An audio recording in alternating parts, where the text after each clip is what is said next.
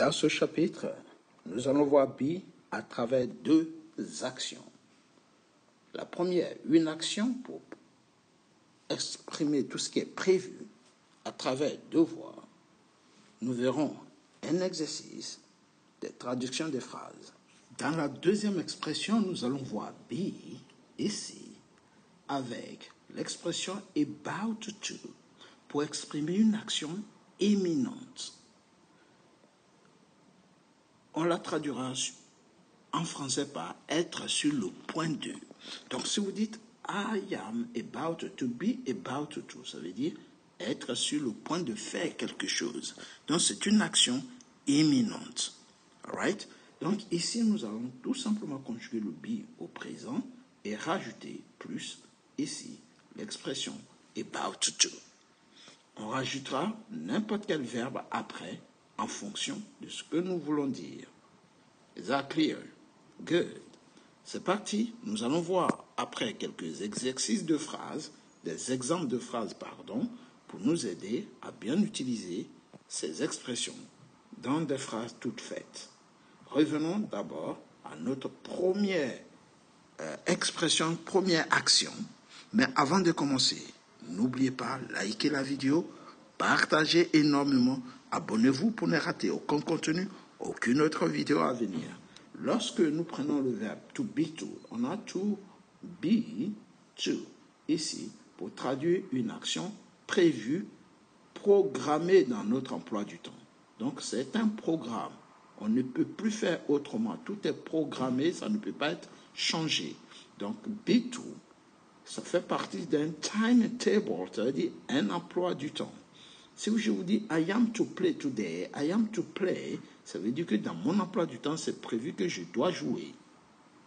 You are to play, tu dois jouer. Donc dans la conjugaison, on prend les pronoms personnels. I am, you are, he is, she is, jusqu'à elle au pluriel. They are to play, ils ou elles doivent jouer. Vous voyez? Donc reprenons rapidement. I am to play, you are to play, he is to play, she is to play, elle doit jouer, it is to play. Donc it, c'est il ou elle, c'est réservé aux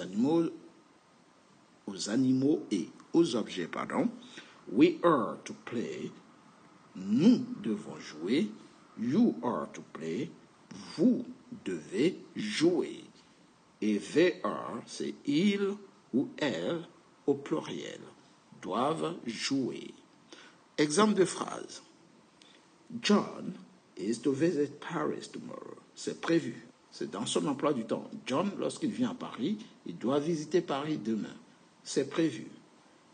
The game is to start at 9 a.m. Le jeu doit commencer à 9 h. C'est programmé à 9 h. They are to launch a new iPhone soon. Ils doivent lancer un nouveau iPhone bientôt.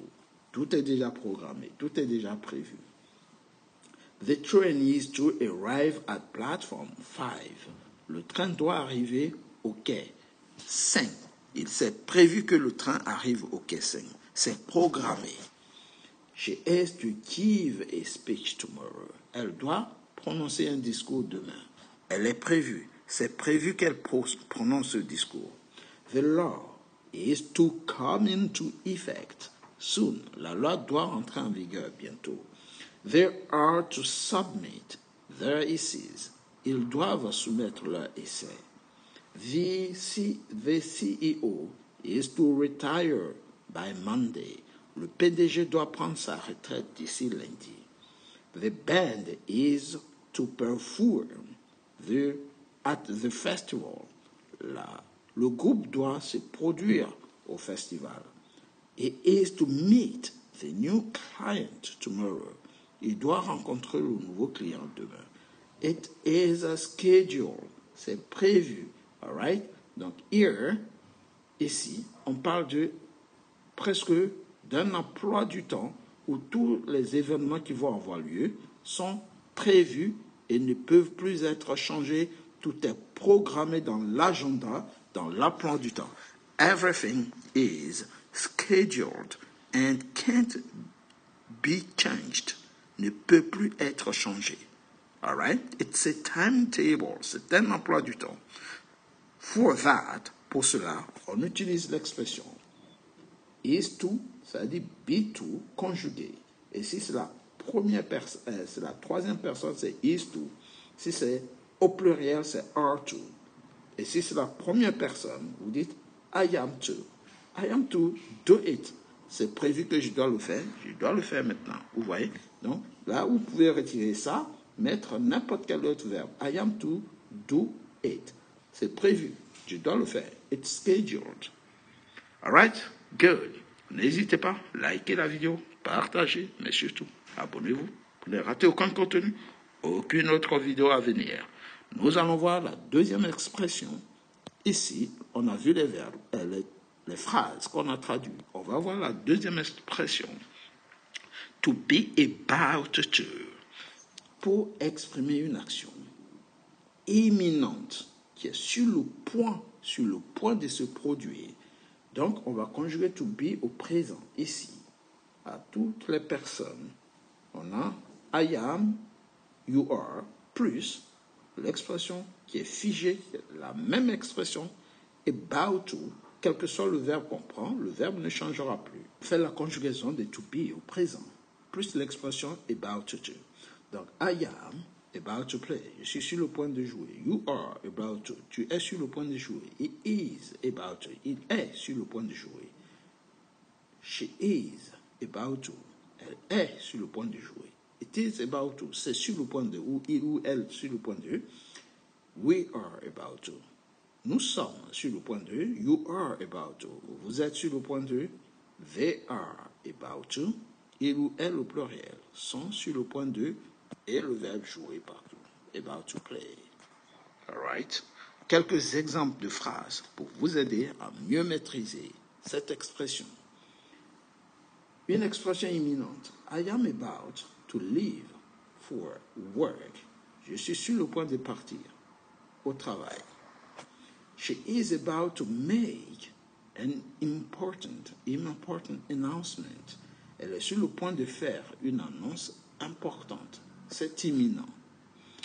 We are about to start the meeting. Nous sommes sur le point de commencer la réunion. So, if you're late, make it snappy. Il faut te dépêcher. The train is about to depart. Le train est sur le point de partir. All right?